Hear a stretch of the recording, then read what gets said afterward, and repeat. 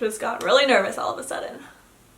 Hey beautiful people, it's Courtney. If you're new here, this is a odd first video for you to watch. Normally I don't do these type of videos too often, but I have gotten a lot of new subscribers over the past few months, and I've gotten such a huge request to do a Q&A video. So that's what I'm doing today. So this is a way for you guys to get to know me a little better, maybe if you're new, or just to kind of update you guys on what's been going on in my life. So that's what we're doing today. We're doing a Q&A. I got a lot of questions on both of my Instagrams. I asked you guys on there, and so yeah, so we're doing this. Like I said, this is a bit out of the norm for my videos, so if you do enjoy these, please definitely let me know in the comments down below or by giving the video a thumbs up. That way I will continue to do them every so often. But before we jump into it, I really want to ask you guys if you could please, if you aren't already, click that subscribe button. I'm trying to reach 500,000 subscribers by the end of September. And if you like, go give my Instagrams a follow, because that's where I pull the questions from, like for stuff like this or just input on my videos. I think I'm just gonna get the hard question out of the way first, because this was the #1 most, my heart's racing, #1 most asked question on both of my Instagrams, and it is, oh, I got butterflies in my stomach. It is, do you and Andy want kids? Are you having kids? How many kids do you want? When are you having kids? Just questions revolving around kids. So I think it's time that I've kind of come to terms to everything. We're doing good now, and I just want to, I guess, share my experience with you guys, what I've been going through this past year. And also just maybe this will help some of you if you are in a similar situation. So to answer the question, first and foremost, yes, we want kids. We want 1, 2 kids. I would like to have more, but I don't think we'll probably have more than 2. Kids are expensive. I do like the concept of having a big family, but I don't know if I want to raise a huge family. It's a lot of work, let alone 1 or 2 kids, let alone 3 or 4.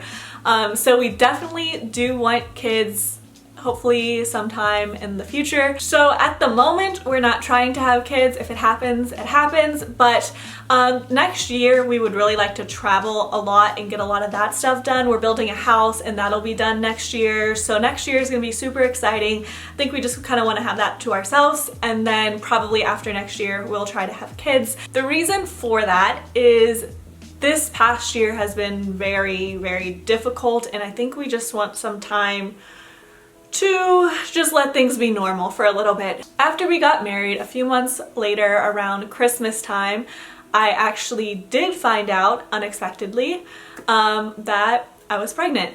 And so super unexpected. We weren't really sure what to think about it at first. We were just extremely happy. So January comes around, and I've had a few doctor's appointments, and things weren't going so good. So after several doctor's appointments, several blood tests, several ultrasounds, all of that, I actually had a miscarriage, which I think is kind of a taboo topic that not too many people like to share, but so many people go through this. So that's part of the reason that I wanted to share. We kept it to ourselves and our family while we were going through it. So I did have a miscarriage. However, it was a very, very complicated miscarriage. I had a missed miscarriage, which means I didn't have it naturally at all. Basically, I had a missed miscarriage, so he said I could wait and it would maybe happen on its own, and you know, everything might be okay, or I could go ahead and have a D&C, which is a surgery they put you to sleep for, and it cleans everything out. And that's what he recommended. He said his wife had it for every miscarriage they had. And also he told me if I waited the natural way, it also might happen. I might still end up with the surgery anyways. So it was kind of better just to go ahead and do the surgery. So this was back in January. I can't remember if I took any breaks on YouTube. I probably like pre-filmed a bunch of stuff. I made it through surgery fine. Afterwards, I had just really, really like the worst bleeding and pain probably almost that I've ever had. Definitely the worst bleeding I've ever had. Okay, so this was back in January. After the surgery, I recovered and everything. So I still had to go back to the doctor for follow-ups. And what they found was my HCG levels, which is the blood levels in your body that kind of detect, it's like the hormones in your body that detect when you're pregnant. If you're not pregnant, they're 0. After the surgery, after I healed and everything, they were still extremely, extremely high. They were like 30,000, 50,000, which should not have happened. It should have been very, very low after the surgery, and it should have been working its way down to 0. And then once it reached 0, my body would think that I was no longer pregnant, and then it would start to go back into a normal cycle. So after a DNC procedure, they test the tissue.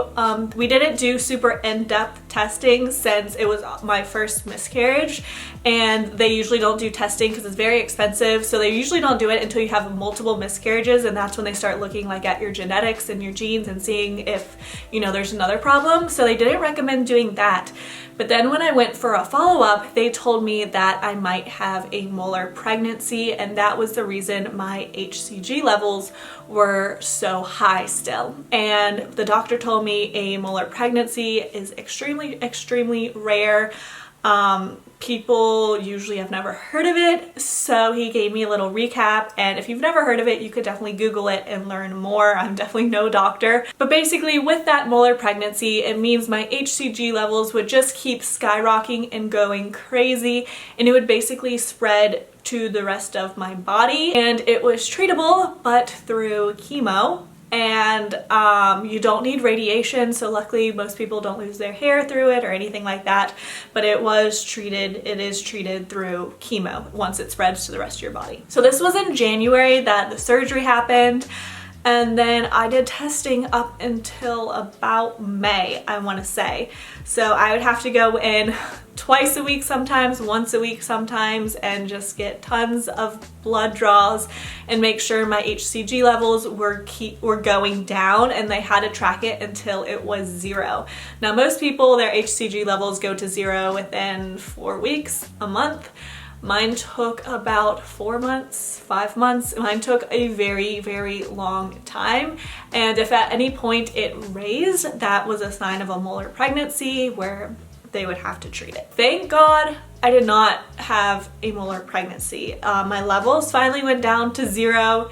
At first they were going down extremely, extremely slow, which was very nerve-wracking. So you can still have symptoms during that time, and you won't get a cycle because your body thinks that you're still pregnant. So my body has finally, the past couple months, been regular, normal, and I just finally feel better. I know that was a long story, but I just finally just wanted to share it with you guys. Really what's been a huge part of my life this whole year almost. And yeah, we get a lot of questions when we're gonna have kids and this and that, and finally we just ended up telling people that this is what happened, this is why we're waiting. But I think everything happens for a reason, so that is where we stand on kids. I want a little break. I want my body to be normal for maybe a year. And then yeah, we're definitely gonna try to have kids. We both want to be young parents. So now let's lighten it up a bit and just get into the rest of the questions. I knew that was gonna be the hardest question. I wanted to get that out of the way. So another question I got asked a lot is, how old are you? I am 24 years old. Andy is my husband, 25. I also got asked if I was in a relationship, married, if you couldn't tell by my last question.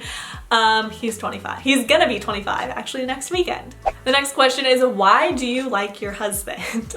Well, I love him for many reasons. I truly lucked out with him. He just does so much for me, and I try to keep up with him, and he's so amazing. He takes care of me and he takes care of us. You know, he works hard, and yeah. The next question is, do you think the slime trend will die and you'll have to move to something else? This is something I actually thought slime would not last nearly as long as it did. I've been doing slime for like over a year now on YouTube, and I thought maybe it would last like a month or two. I thought it was on its way out when I first opened my slime shop. I did not think it would be around this long, and a part of me thinks that it will stay around. It's been around since before I was a kid. I don't know, it's lasted so much longer than I thought it would. I think it's becoming like a staple like in childhood toys, kind of like Barbies or dolls or this or that. I think slime might stick around for a while. Another question that was asked a lot is, did I or do I go to college? So yes, went to college, got my degree. If you've been around for a long time, you probably remember I did a bunch of college videos way back when. First, I used to want to go to dental school, so I was almost done with my major in microbiology for my bachelor's degree. Then I started volunteering at the dental school and I was like, I don't know if I'm gonna like this. So I ended up switching to business. I thought it went a lot better with YouTube, so I majored in marketing and got my bachelor's degree in marketing. So that's kind of my backup plan if YouTube ever goes away. I think it's amazing to always have a plan B, so that's my plan B. The next question is, how do you manage to put out 3 videos a week and not get tired? I think the biggest thing is I do have anxiety, and staying busy really helps me. So I don't know what to do if I'm not working or doing something. I can only sit around and have like an hour of time to myself, like reading a book or something, before I'm like, all right, gotta work, gotta do something, you know, I gotta get up and do something. So personally, I love to work. I love to stay busy. Between my slime shop, 3 videos a week, vlog channel, Instagram, all that stuff. So I try to stay busy. Sometimes it does get overwhelming, but time management is key, and just planning your time and having a schedule and sticking to it really helps. The only time that 3 videos a week really like weighs me down, as you guys probably could tell the last 2 weeks I didn't post as much, is when I travel or go somewhere for an extended period of time. If I'm only going somewhere for 3 or 4 days, it's very easy to pre-film, but when I have to pre-film like a week and a half worth of content before I go, and I'm a one-woman show, so it could be very hard to do that and to work ahead that far. So that's the only time it really catches up to me. What's the hardest thing about being a YouTuber? I love this question because most people think, oh, YouTube, it's so fun, it's so amazing, which it is. So the hardest thing for me is when other people don't understand how hard it is to have YouTube as your full-time job. I really pride myself. I really work extremely hard. I work a lot of hours every week. I work probably more hours than I ever would with my bachelor's degree in marketing or doing any other job. And most people don't realize that until they've tried it and see how much work goes into editing a video or filming a video or coming up with ideas, getting supplies. There's multiple steps that go into every single video, and I don't think a lot of people realize how much time goes into that. So it really kind of annoys me when people think A, I don't work very hard, or B, I just sit around at home all day and do nothing, which is not the case. Most of the day I'm sitting at my desk or filming or working on something.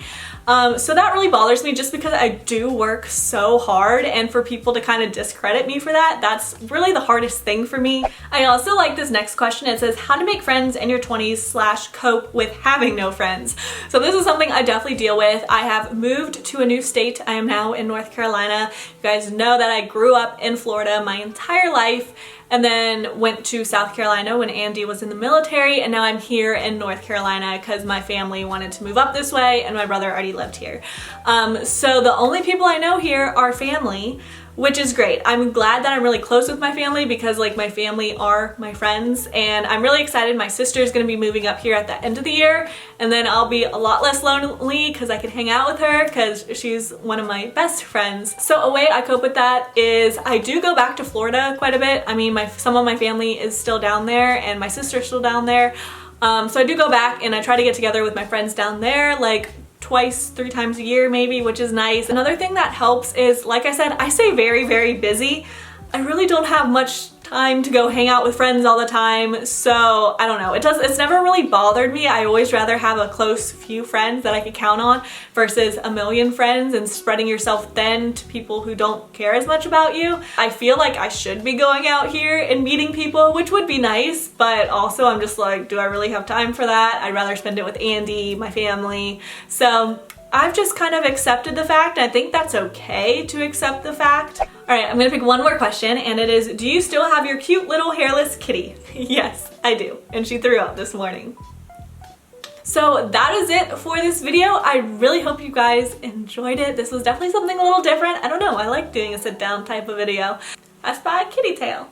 In the meantime, you can click right on over to the side of me if you missed my past videos, and if you made it to the very end of this video, you are a hashtag trooper. Hashtag trooper squad is our secret little hashtag for this video. You can leave it in the comments down below if you made it to the end of this video, and I will talk to you very soon. Bye.